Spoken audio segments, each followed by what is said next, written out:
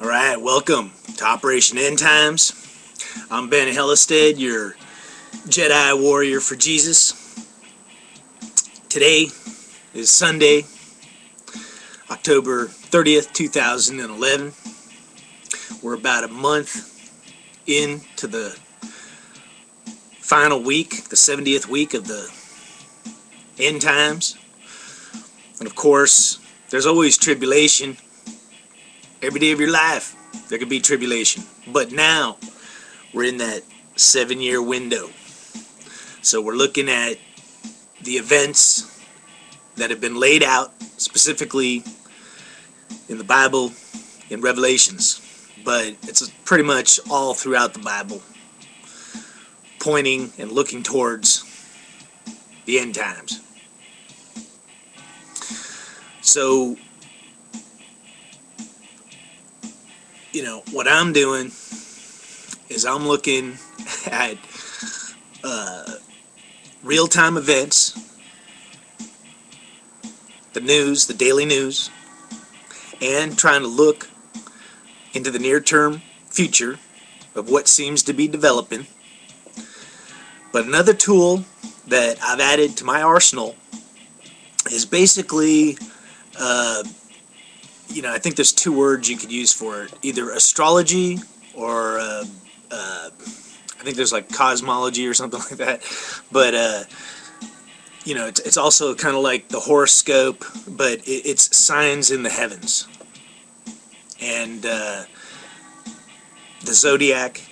The Bible clearly states that God uses signs in the heavens, and the start of the 70th week, basically I nailed it down. I planted that flag September 30th, 2011, because we saw a sign in the heavens, which, may or may not have been Revelations 12, but I definitely took it as, the birthing of the beginning of the 70th week. Now, where Revelations 12, lines up, because Revelations 12 could possibly be looking into the past at the birth of Christ. But the other thing that I've kind of discussed is the 70th week, is basically the accumulation, the final end time scenario of a battle of good versus evil, played at the highest levels. God versus Satan, Lucifer. And on Earth, when you have two sides going at each other, whether it's Occupy Wall Street and the police, or Muslims versus Christians, or communists versus patriots, ultimately people are being used as pawns. And people on both sides think that they're fighting for the good side. Whereas in the long run, the vast majority of us, if you're out there fighting the act of war, you might not actually be fighting for the good side. Because, one of the riddles of the end times, like in the New Testament and in Revelations, you keep finding this quote which says, for the saints, patience, here's a secret, here's a tip. And one says, live by the sword, die by the sword. So, one thing that we're looking at as far as being a Jedi warrior for Jesus is that it's not necessarily about kicking somebody's ass, killing somebody. If you're killing in the name of God, chances are you might be killing in the name of whatever, but it's not necessarily God. But there's this battle of good and evil. In the final 7 years, it kind of ramps up and escalates, and basically God allows evil to get a strong foothold and basically take over the earth. So now that we're in that 70th week, I'm looking at the real-time events and, something that I haven't really done, which is the astrology part of it, looking at the stars, and the signs, because what's happening on earth could be a reflection. Because that's what we're facing, the 70th week. If you went through parts, the the video I made, parts 1, 2, and 3, you'll see that I explained that it's all about mirror images and deceptions, where you can't tell the difference between two things. But one of them's good, one of them's evil.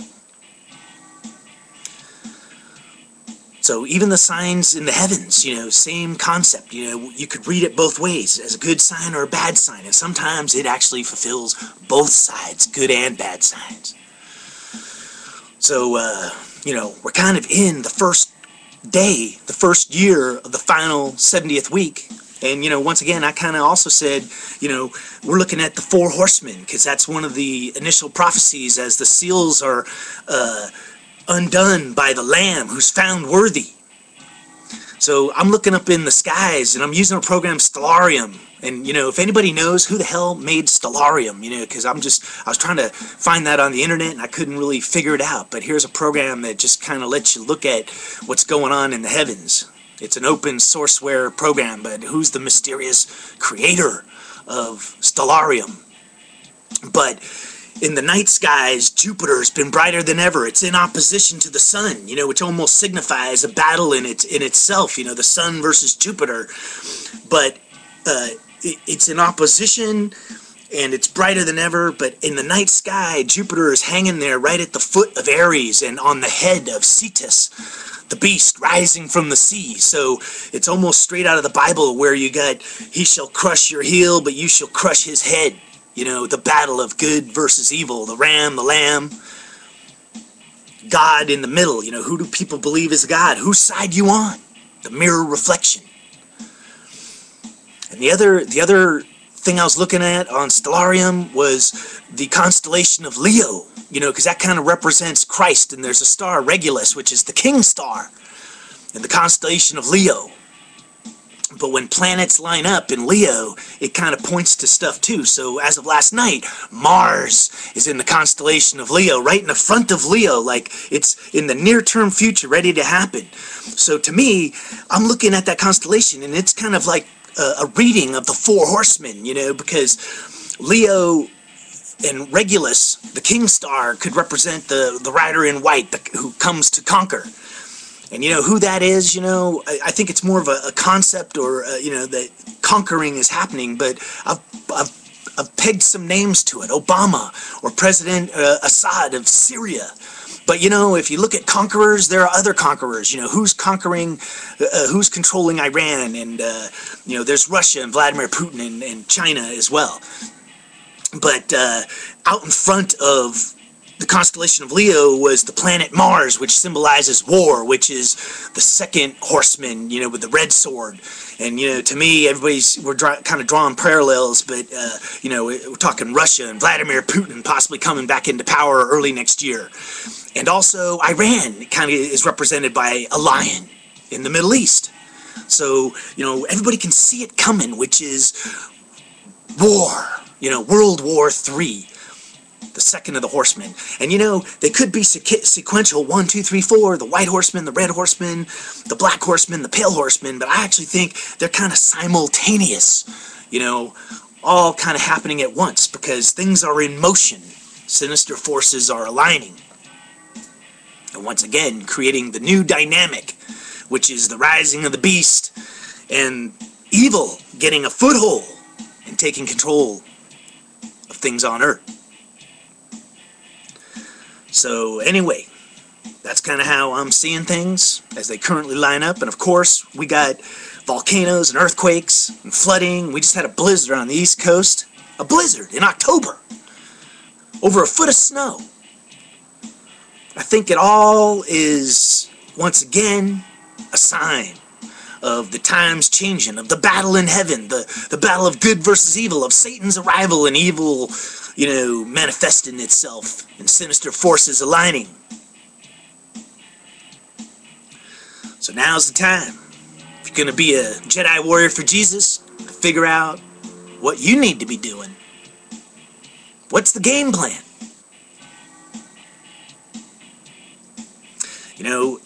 To me, the word martyrdom's out there, so we need to understand that. But, there's also survival, knowing that you're going to have to separate from the system, the machine, the path, normal society that sucks you in, because that's what's coming, is the machine where everybody's an ID number, a chip, a GPS location, an IP, mark of the beast, world currency. Either go on that path or go on the other path, which is off the grid, ghosting, surviving with no money. Some other method, dependency on God, trade, barter, on friends, family. You know, having your mind, your head right, spiritually, wearing the armor.